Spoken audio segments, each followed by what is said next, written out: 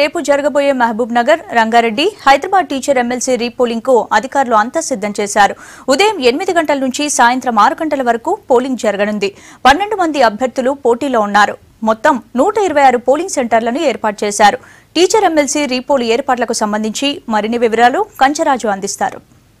హైదరాబాద్, రంగారెడ్డి, మహబూబ్ నగర్ 3 జిల్లాలకు సంబంధించిన ఉపాధ్యాయ ఎమ్మెల్సీ ఎన్నిక రేపు జరగనుంది. గతంలో మార్చి 9వ తారీఖు నాడు జరిగిన ఎన్నిక రద్దు చేశారు. రేపు రీపోలింగ్ కొనసాగుతుంది. ఉదయం 8 గంటల నుండి 6 గంటల వరకు ఈ రీపోలింగ్ కొనసాగుతుంది. ఇప్పటికే అధికారులు అన్ని ఏర్పాట్లు చేశారు. మనం ప్రస్తుతం అంబర్పేటలోని మున్సిపల్ స్టేడియంలో ఉన్నాం. ఇక్కడ నుండి 3 జిల్లాలకు సంబంధించిన పోలింగ్ కేంద్రాలకు పోలింగ్ సామాగ్రి, బ్యాలెట్ బాక్సులు, బ్యాలెట్ పేపర్లు కూడా ఇక్కడి నుంచి తరలుతున్నాయి.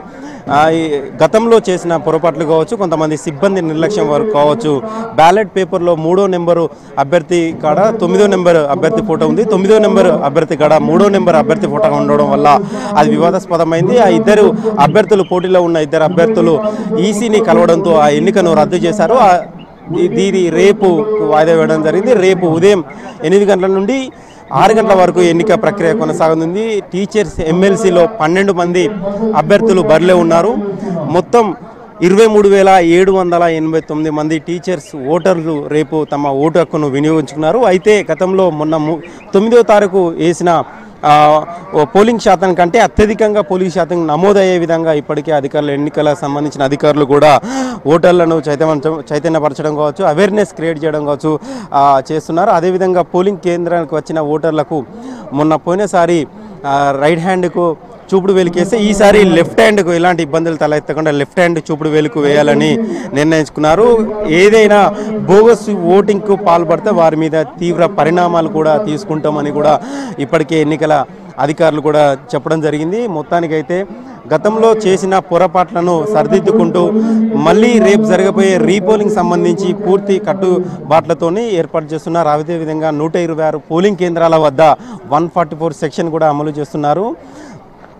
ఎలాంటి ఇబ్బందులు తలెత్తకుండా పోలీసులు కావచ్చు, అటు అధికారులు కావచ్చు పూర్తి ఇబ్బందులు తలెత్తకుండా ఏర్పాట్లు చేస్తున్నారు. అదేవిధంగా వేసవి కూడా ఉండడంతో, ఎండలుగా కూడా తీవ్రంగా ఉండడంతో ఓటింగ్ వచ్చిన అంటే పోలింగ్ కేంద్రాలకు వచ్చిన ఓటర్లకు ఎలాంటి ఇబ్బందులు కలగకుండా కనీస వసతులు కావచ్చు, షామియానాలు ఏర్పాటు చేయడం కావచ్చు, మౌలిక సదుపాయాలు, మంచినీరు ఏర్పాటు చేయడం కావచ్చు, అన్ని ఏర్పాట్లు చేయాలని కూడా ఇప్పటికే అధికారులు కూడా చెప్పడం జరిగింది. దానికి సంబంధించిన ఏర్పాట్లు కూడా వేగవంతంగా చేశారు.